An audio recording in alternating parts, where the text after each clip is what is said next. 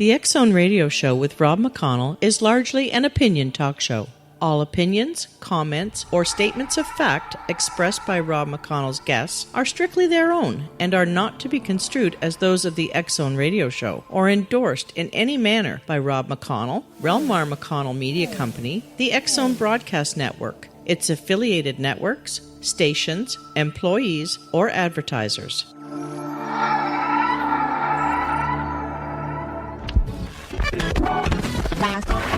All Hit Radio.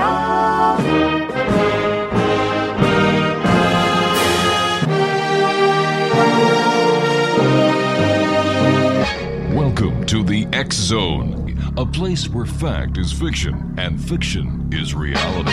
Now, here's your host, Rob McConnell. And welcome to the X-Zone, everyone. My name is Rob McConnell. We're coming to you from our studios in Hamilton, Ontario, Canada. If you'd like to give us a call, toll free, it's 1-800-610-7035. Email xzone at xzoneradiotv.com. On MSN Messenger, xzoneradiotv@hotmail.com. And our website, www.xzoneradiotv.com.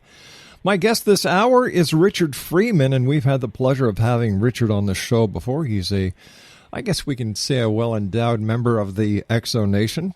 He is a cryptozoologist, author, zoological journalist, and WebTV presenter.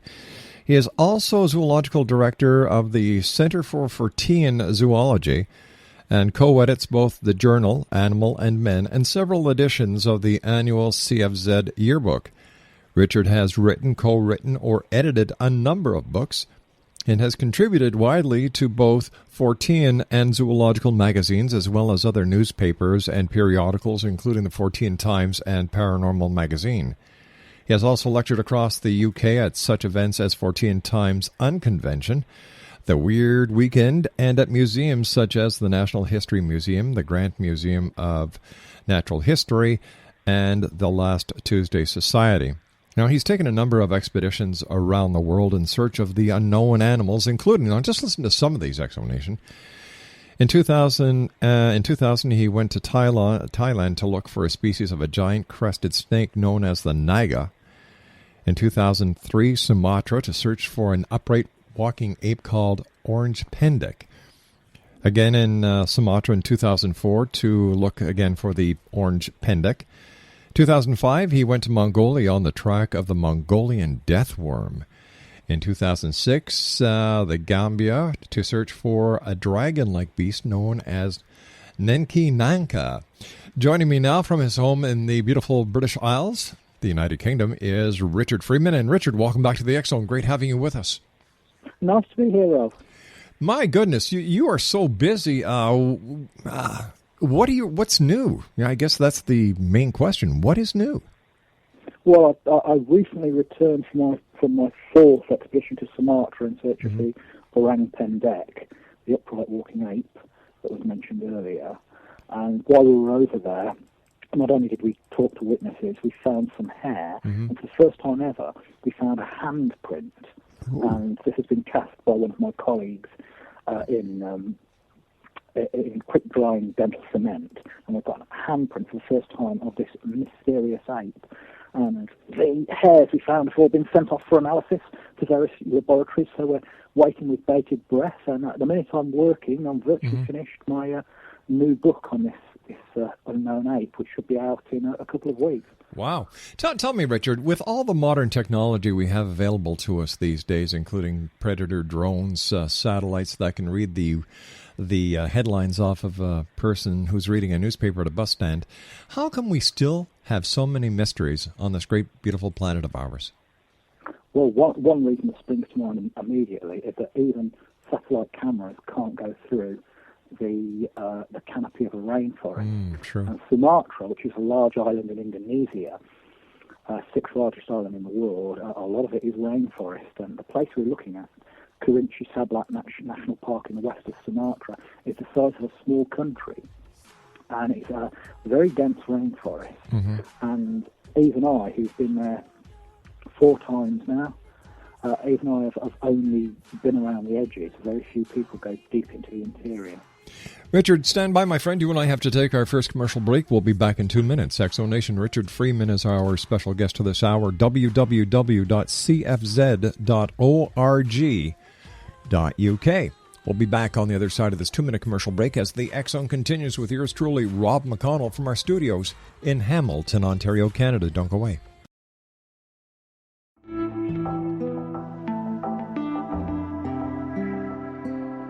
Take a step back in time and discover old Florida cuisine at Marsh Landing Restaurant in Fellsmere. Enjoy delicacies such as frog legs, gator tail, catfish, and swamp cabbage, or enjoy the more traditional cuisine like hand-cut Angus steaks, ribs, and seafood. Join us for breakfast with a southern flair featuring sweet potato pancakes, biscuits and gravy, and much more. Planning a party? Marsh Landing's private dining room can accommodate groups from 8 to 80 people. While you're visiting, enjoy the historic pictures, artifacts, and stories that line the walls. Marsh Landing is truly a unique experience. Marsh Landing Restaurant, 44 North Broadway in historic Fellsmere, or visit marshlandingrestaurant.com. Marsh Landing, Old Florida cuisine at its best.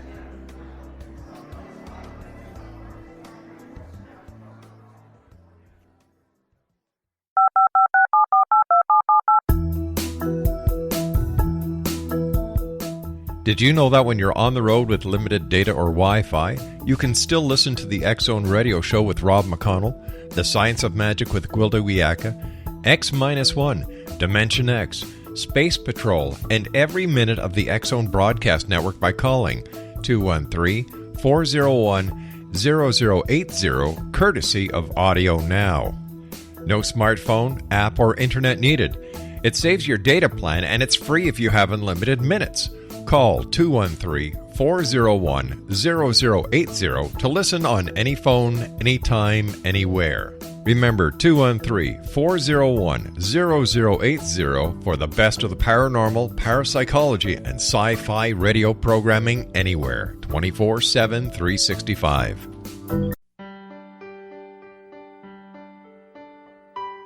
We all desire health, happiness, and fulfillment, but often get in our own way. Repeated patterns that leave us out of control can keep us feeling powerless, frustrated, and unable to move forward in spite of our best efforts. Unconscious patterning disconnects us from our gifts, often destroying the very thing we seek. But there is an answer. We can take charge of our destiny and heal the trauma of our history. Shamanism is an effective ancient modality that can reconnect us with our true selves, empower the creation of our dreams, and return us to health and balance. Cody Alexander is a certified shamanic practitioner and teacher with 11 years' experience. Email healingpathways33@gmail.com or visit codyalexander.net to schedule a long-distance shamanic session today.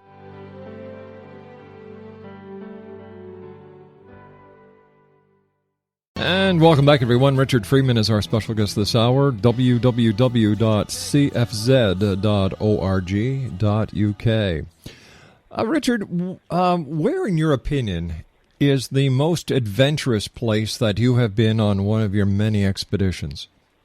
Goodness, that's a good question.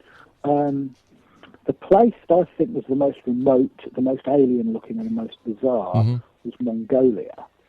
The place where I nearly died 4 times was the Caucasus Mountains in Russia. Oh, my heavens. What happened? Well, pardon me. Sure. We were going up a mountain to look for the alleged carcass of an almasty, which is a hairy, man-like beast, much more human-like than either the Yeti or the Sasquatch, possibly a offshoot of Homo erectus. We were looking for an alleged body of one, and the man who was taking us up said it was just a little half-an-hour walk up the mountain, and he was wearing like loafers and a shirt. So we thought, it can't be very arduous, because we brought with us boots and climbing equipment and things. But we followed this fellow up this mountain, Kushkalash it was called, and we kept getting higher and higher and higher to the snow line, and then I saw a big boulder. On the boulder were various photographs and portraits, and I had a closer look, and it was lots of people who had died on this mountain that was appallingly dangerous. And this guy had taken us up there without any equipment, and we were trekking up to try and find this body, which we never did find, and probably never actually existed. I fell down an ice crevasse and I very nearly tumbled 300 feet to my death. I narrowly missed going down a precipice by jamming my boots against some rocks and scree and stopping myself.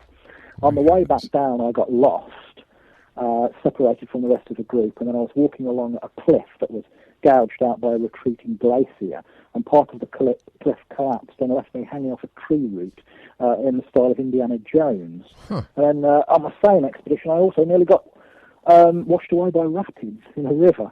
So Russia really had it in for me. But if you're talking about the wildest, most remote place, it was Mongolia. What is the story behind the Mongolian death worm? Well, the local people, the nomads, they call it Alroy hoi hoi, which translates as intestine worm. And it's supposed to look like a length of cow's intestine. It lies in the sand.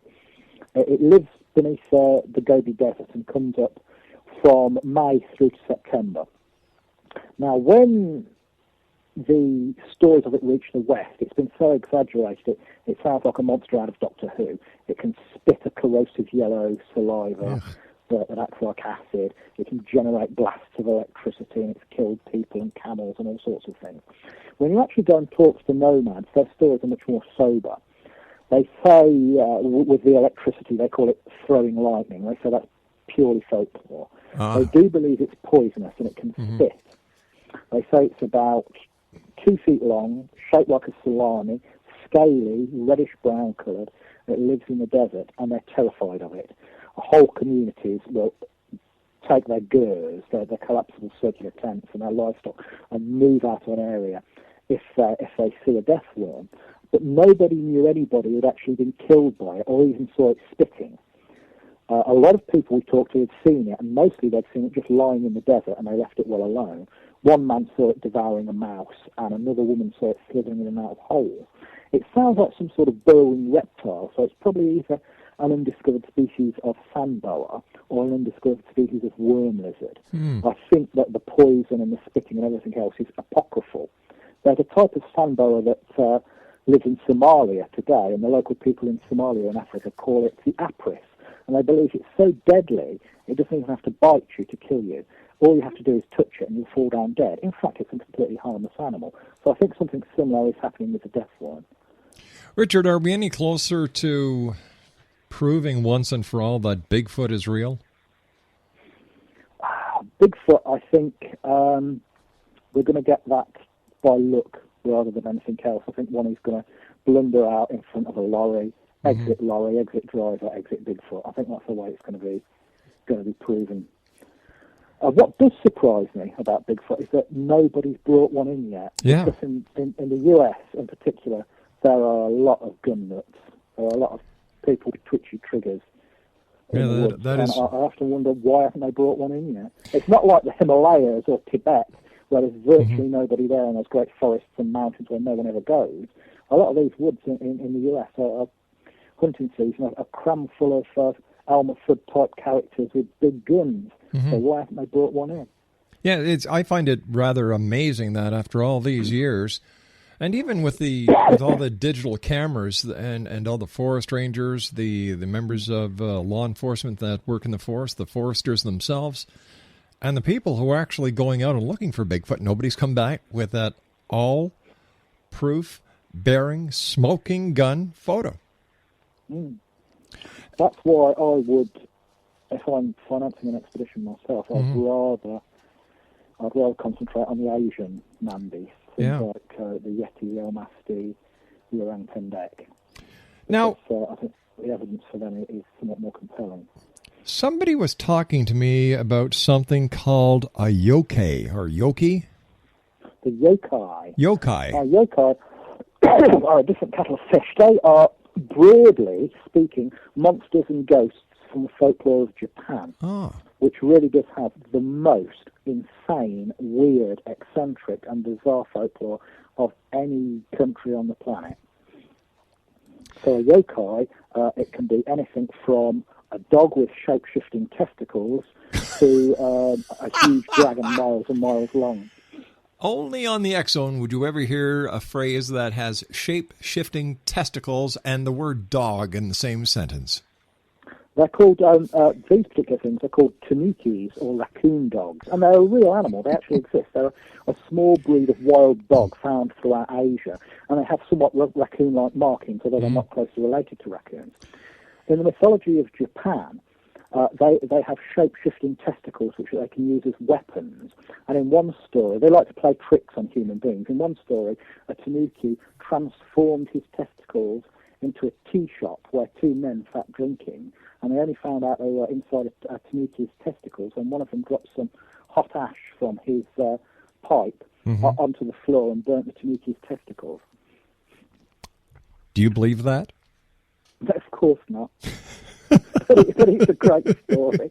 Yeah, so tell me. What is it about Japan? They are. Yeah. I love the Japanese. They have just the weirdest, strangest folklore of any nation on the planet, and that's why I wrote a book called The Great Yokai Encyclopedia, which was an encyclopedia of all these bizarre creatures, which range from things which could have a basis in truth, like sightings of marine dragons, which could be linked with sea serpents, all the way through to these really bizarre things like there's a creature called Moreu, which is a giant, upright walking, flesh-eating rabbit that digs up corpses from graveyards and eats their livers. And the only way to destroy it is to stake it through the neck with a stake made out of oak.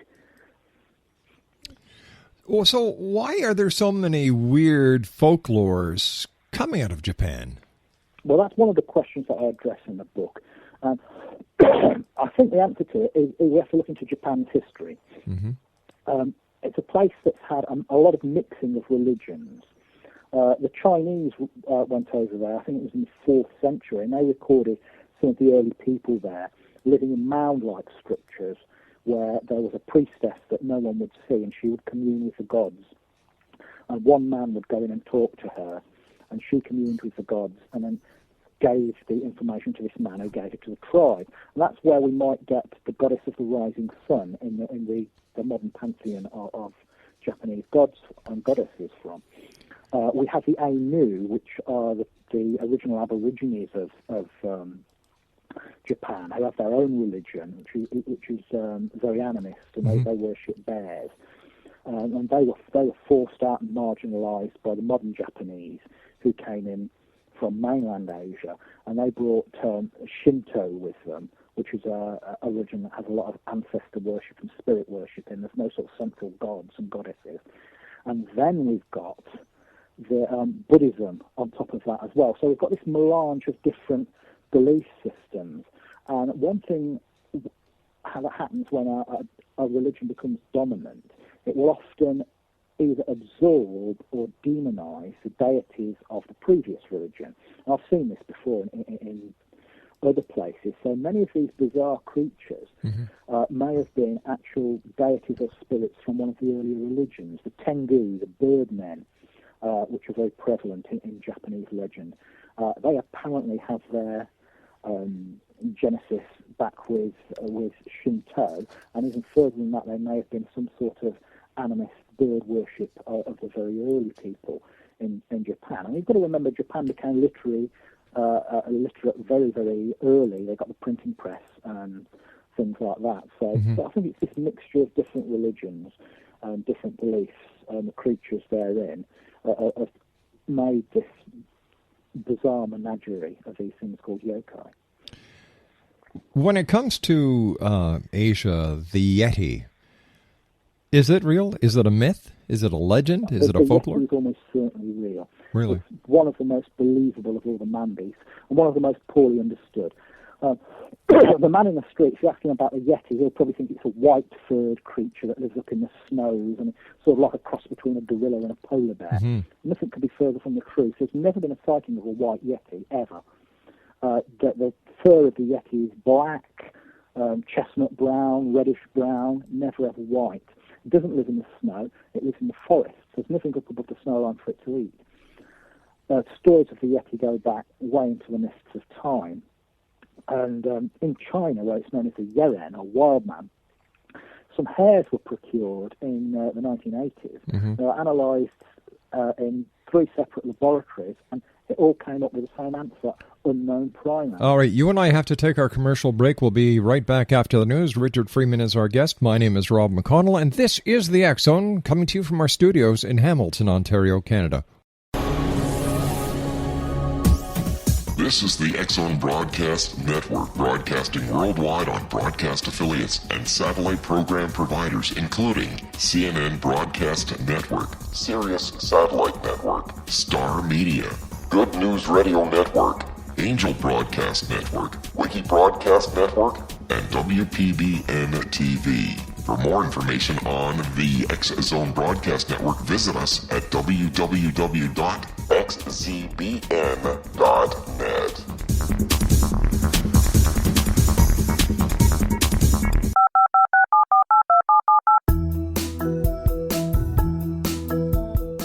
Did you know that when you're on the road with limited data or Wi-Fi, you can still listen to the X Zone radio show with Rob McConnell, The Science of Magic with Gwilda Wiyaka, X-1, Dimension X, Space Patrol, and every minute of the X Zone Broadcast Network by calling 213-401-0080, courtesy of Audio Now. No smartphone, app, or internet needed. It saves your data plan, and it's free if you have unlimited minutes.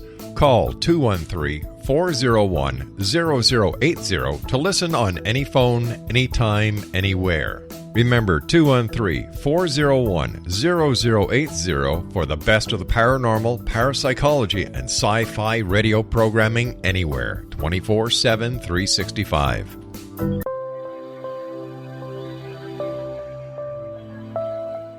There's a legend shared by many indigenous cultures of a time when the nations were cast to the 4 corners of the world. Each nation was given a body of sacred knowledge that held a different portion of the truth to preserve. True reality could not be known until all the nations reunited, combining the information. If a single one was missing, the world could not be reborn and darkness would prevail. The Science of Magic Radio is dedicated to reuniting the sacred knowledge.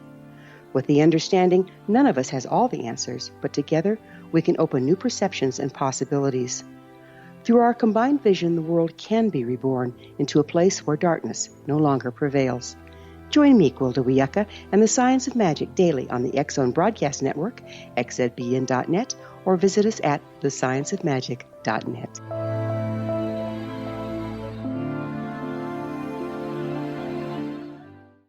Exonation, Richard Freeman is our special guest this hour. His website is www.cfz.org.uk. Richard, I've always wanted to ask you this, and I just found a little note in the in our files. What is your opinion of the Patterson film, the Patterson-Gimlin Sasquatch film? Yeah, well, I'm fairly sceptical about Sasquatch. Mm-hmm. The Patterson film is one of those things that really gives me pause for thought, because of the structure of the animal, the muscular structure, and the way it moves. Now, it's a female. It has large pendulous breasts. So the first question you've got to ask is, if these guys are faking a Sasquatch, they've got their monkey costume, they've got their actor, where in the equation do they think, I'm going to stick a big pair of hairy tits on it? Why would they do that? That's insane. The other thing is that most, in fact all of the known apes, the females have flat chests. They don't have pendular breasts like human females. And that's because apes are knuckle walkers, the known apes anyway, great apes. They move on all fours. Now, one of the reasons that human females have pendulous breasts is to do with buttock muscles. If you're walking erect, you need buttock muscles. And human females have wider hips because of the birth canal, so they have larger, rounded buttocks than men. Now, to counterbalance this, the breasts became pendulous. So a hypothetical upright walking ape would have pendulous breasts. And I don't think Patterson and Gimlin would have known that tidbit about ape and human anatomy. Also, when it stops and looks round, it looks at them, it doesn't turn its head, it turns the whole upper half of its body. And apes can't turn their necks very far because their necks are so short and their shoulders are so massive. So if it was a man in a suit, I think he would have just turned around and looked with his head, but this thing turns the whole upper half of the body. And I've never yet seen a replication of that with a costume that looks anything like as good as that. And I've worked with apes. I used to be a zookeeper. I've worked with gorillas, orangutans, chimps, and this thing has the presence of an ape. When you look at it, you think ape. You don't think man in a monkey suit. I'll get the same feeling for looking at it as I've got the same feeling as looking at gorillas. In your opinion, if you were responsible for the world's research on unknown mysteries, or for example, the Mongolian death worm or the orang pendek, what is the creature that you would direct all the resources at your disposal to investigate, to prove one way or another its existence? There are two that I think are on the very cusp of discovery. Mm-hmm. They are the thylacine, or marsupial wolf of Tasmania and Australia. Now, we know that existed. It existed on mainland Australia, New Guinea, and Tasmania. And it was thought to have died out on the mainland about 2,000 years ago, although recent evidence suggests it was still around in Victorian times. On Tasmania, the last one was supposedly died in Hobart Zoo in 1936. But it's been called the healthiest extinct animal you'll ever see, because not only has it been cited over 1,000 times on Tasmania, New Guinea, and mainland Australia, it's been cited by zoologists and a park warden, a park ranger. I've also seen some fairly convincing film of this creature as well, so that would be the pony to back, and if I had the money, I would be out there looking for that. The orang pendek, a friend of mine on our 2009 expedition, one of my colleagues and the native guide actually saw the creature. I've seen its tracks, I've seen its handprints, I've heard it call. I know it exists. So those are the two I'll be putting my money into. Other very likely ones are things like the giant anaconda in South America, the yeti, various types of sea serpents, although because the oceans are so vast, they would be much harder to find. How about I was going to say dinosaurs. How about dragons? Are dragons real? Are they a part of folklore? Is there any proof that dragons ever did exist? Well, both, really. Dragon legends, and that's another thing I've written another book on, Dragons More Than a Myth. This is another one of my books. Dragon legends are incredibly complicated. They're utterly universal. They're found in every single culture on Earth, from the pygmies in the Congo to the Aborigines to South American Indians to the Chinese and everybody in between. They're also the most ancient and the most widespread of all monsters. Forget about things like demons and vampires and werewolves. They're all Johnny-come-lately. There are cave paintings of dragons in France going back 25,000 years. So there's something at the bottom of this. This doesn't spring unbidden from our own subconscious. Some of them may have been based on the discovery of dinosaur bones and the bones of other large extinct animals. Some of the sightings may have been based on encounters with very large crocodiles and snakes. But if you look more closely, there's a backbone of sightings in documents like the Anglo-Saxon Chronicles and similar documents in China and Japan, records of events where people have seen these things. So what we're dealing with, I think, at the centre of all this is some kind of large, powerful reptile unknown to science. Now, in the West, we associate dragons with fire, but it's only really in Europe, the Middle East, and Hawaii that they're associated with fire. Everywhere else in the world, they're associated with water and rainfall, living in water, having power over water. And they're generally serpentine in form, elongated. So I think it's some sort of a large marine reptile with an elongate form, possibly a descendant of the mosasaurs or the Thalassosutian crocodiles. That may be the backbone of the dragon legend. But there's all sorts of other things in this mix as well. There was a giant monitor lizard called Megalania that was very similar to the Komodo dragon of today, but over 3 times as long and 8 times as heavy. And that lived in Australia, and it was supposed to have died out around 30,000 years ago. But there's part of an ilium, a hip bone, that was found a few years back, that seems to be no older than 200 years. And there are reports today from Australia and New Guinea of immensely big lizards, bigger than anything known to science. So where did all these legends originate from? Was it because that we as an early society needed an explanation, and if we couldn't find one, we made it up? To a certain extent, but I think it goes back far, far further than that. If you cast your mind back, imagine the plains of East Africa about 3 million years ago, when the human race, or the ancestors of the human race, were Australopithecines, about 4 feet tall, hairy bipeds living on the plains of East Africa. They had a lot to worry about. They would have been preyed on by crocodiles and pythons, large raptors like the martial eagle, leopards, lions, hunting dogs, and they'd have had to have competed with other types of primate. There were giant baboons, twice as big as any today. There were other kinds of hominid and hominin around. So they had a very tough time of it. But if you look at the types of monster you get again and again throughout the world, I call this the global monster template. There are certain things you'll find turning up again and again. There are dragons and other monster reptiles. There are monstrous birds. There are monstrous cats. There are monstrous dogs.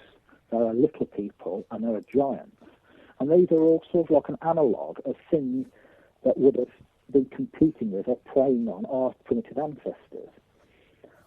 So I think that it's somehow linked to our collective subconscious, an idea called fossil memories, and that in certain instincts and memories and fears and things are passed down in our genes. That's why villains wear black or are associated with black, because of the primeval fear of the dark. Now, I think that the human race as a whole has this gestalt mind, and this is why monsters all over the world seem to look or act the same. It's because it's these ancient fears of the creatures we competed against on the plains of East Africa 3 million years ago. Is it possible, Richard, that on this planet somewhere, hidden by a lost valley or a dark, deep rainforest, that there could be dinosaurs, pterodactyls, like in Jurassic Park? There are millions upon millions upon millions of dinosaurs in the world. We call them birds. Technically, birds are dinosaurs. Tyrannosaurus rex has more in common with a budgerigar than it does with Triceratops. Wow. Birds are feathered dinosaurs. So if you're talking about living dinosaurs, they are birds. Well, things like the Makaele-Mbembe, which is reported from the Congo rainforest of Africa, which has a great long neck, a long lashing tail, and it's also living water.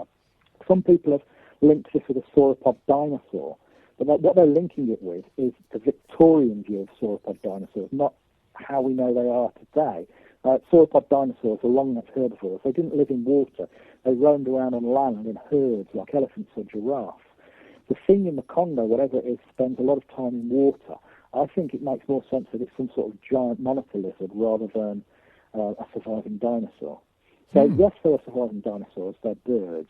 But if you're talking about finding a Tyrannosaurus or a Triceratops in the jungle, it's a bit of a non-starter. Really? Yeah. I sometimes wonder, Richard, how many unknown species are there yet to be discovered on this planet? Millions and millions. Most of them will be very small. Right. Most of them will be beetles, other types of insects, invertebrates. But there will be large, spectacular creatures still to be discovered, and some of them will look to us quite monstrous. There's a friend of mine called Charles Paxton, who's a marine biologist, and he worked out, using the rate of discovery, he worked out a graph of how many large marine animals he thought were left to be discovered, and it was well into the 40s, the amount of species he thinks, the big species he left unknown that are roaming the seas. And I think he's been very conservative there. Where are you going to be going next, Richard, and what do you hope to find?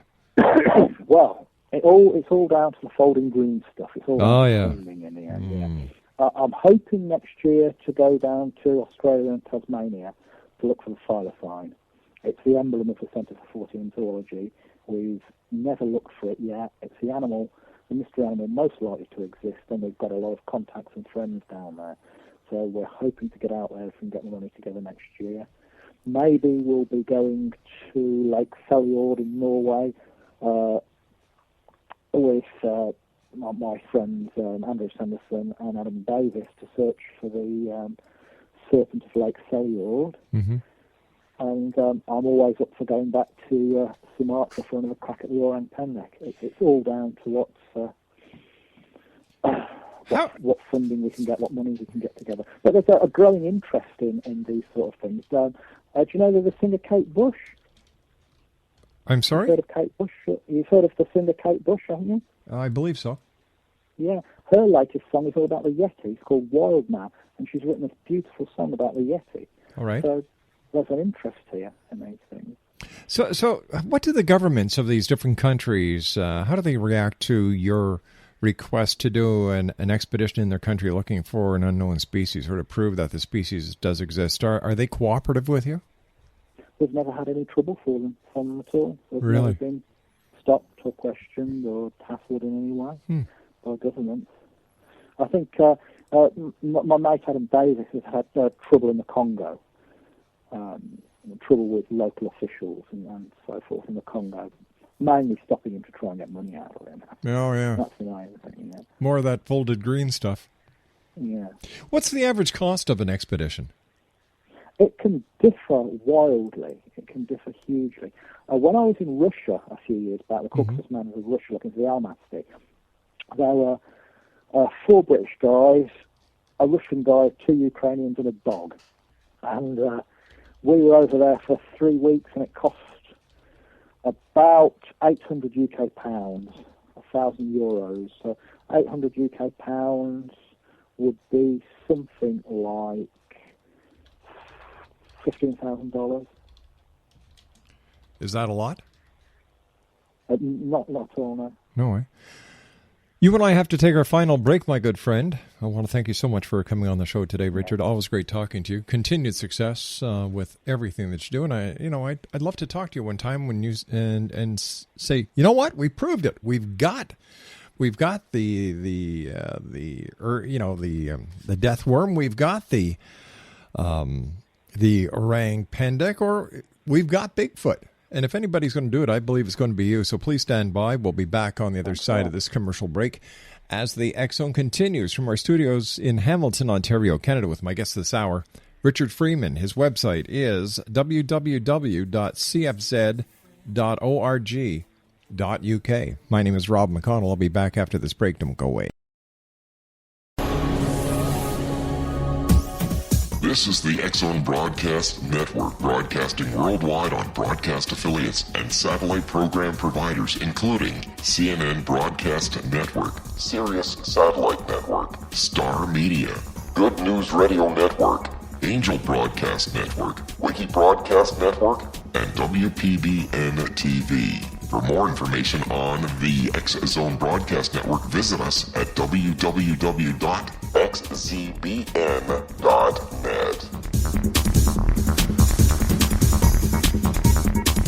18 Sergeant Central. 19 Sergeant, check. Officers on the scene. Hi, I'm Larry Lawson, host of Paranormal Stakeout. With over 36 years in law enforcement, I have learned a few things. The most important is the proper gathering and preservation of evidence is vital to putting the bad guy behind bars. It's no different in the world of paranormal investigation. Whether it's the search for the afterlife, cryptozoology, UFOs, and extraterrestrials, how we gather the evidence, preserve that evidence, and present it to a jury of our peers will make the ultimate difference in proving the existence of worlds and entities that are beyond our imagination. Join me, Larry Lawson, every week on Paranormal Stakeout when, along with my guests, we'll take a journey to prove with indisputable evidence what man has struggled to believe for centuries. Go to xzbn.net for the broadcast schedule and check me out at paranormalstakeout.com.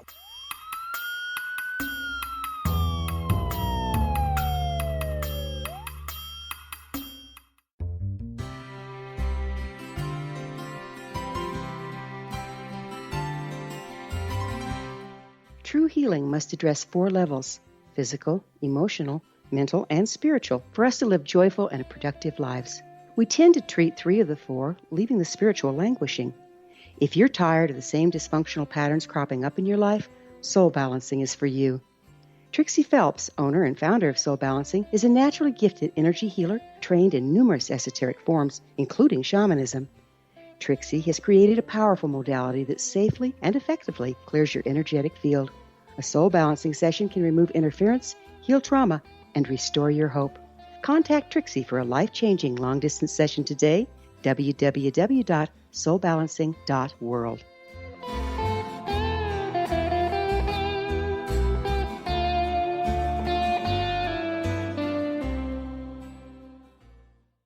Richard Freeman's my guest this hour, www.cfz.org.uk.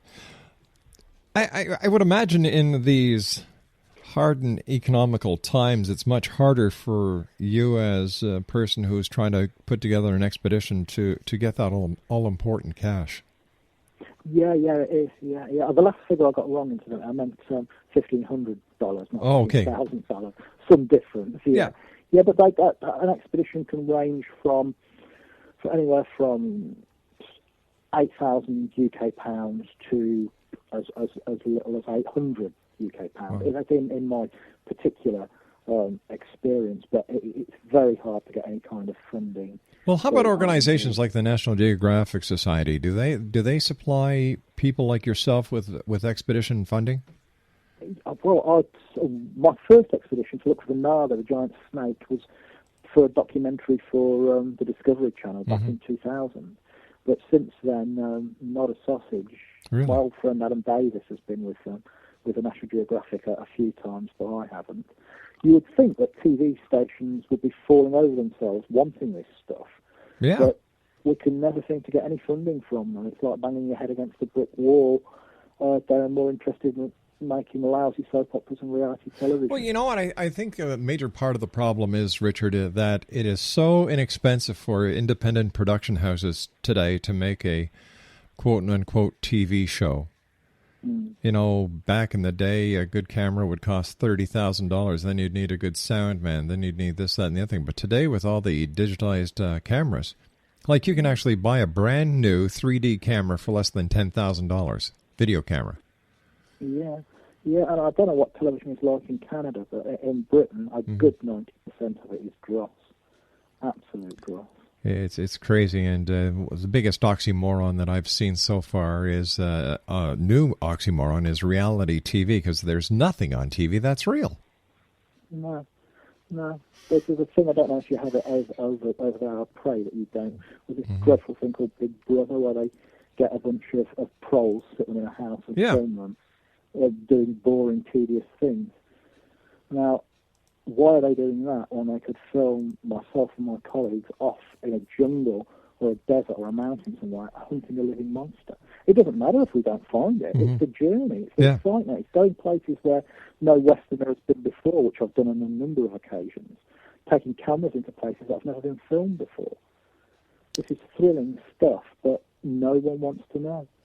I want to know, and that's why I have you on the X-Zone. Richard, it's always a great pleasure talking to you, my friend. Continued success, and I look forward to the next time you and I meet here in the X-Zone. But until then, let our listeners know how they can find out more about you. Yeah, well, you can visit our website, which is www.cfz.org.uk. And if you're interested in the Orang Pendek, I have a new book called Orang Pendek, Sumatra's Forgotten Ape, which is coming out very soon. It's not out yet, but it'll be out in the next few weeks. All right, Richard Freeman, thank you very much for joining us here in the X-Zone. And like I said, look forward to the next time you join us. Take care, my friend. Thanks a lot, Rob. Bye. Bye-bye, sir. Richard Freeman, www.cfz.org.uk. I'll be back on the other side of this commercial break with the news as the X-Zone continues. We're right here from our studios in Hamilton, Ontario, Canada. Don't go away.